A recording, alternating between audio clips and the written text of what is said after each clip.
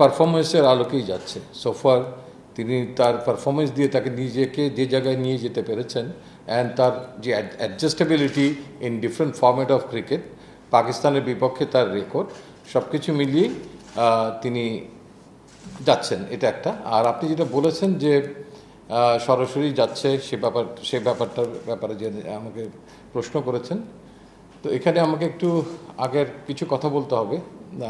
Probably end of July, অনেকদিন পর সাকিবের সঙ্গে আমার কথা হয়, ওয়ার্ল্ড কাপে তো দেখা হয়েছে, তো তার খোঁজখবর নেওয়া, তার ফিটনেস অ্যান্ড আদার থিংসের ব্যাপারে আমার সঙ্গে কিছু কথা হয়েছে।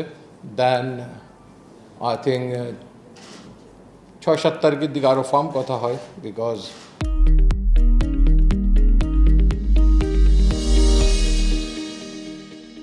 আমাদের জিম্বাবুয়ে সফরের সময় তার সঙ্গে যে মিটিংটা হয়েছিল, তার থেকে আমরা তার শর্ট প্ল্যানটা জানতে চেয়েছিলাম। আমার মনে হয় যে রাজনৈতিক প্রেক্ষাপট সবসময় চলমান থাকবে এবং এখানে চেঞ্জেসও আসবে, বাট আমরা আমাদের বিসিবি কর্তৃক যে ডাইরেকশন থাকে, সিলেকশন কমিটির কাছে এরকম একটা ডাইরেকশন থাকে, সেই ক্রাইটেরিয়া অনুযায়ী আমরা কাজ করে যাব।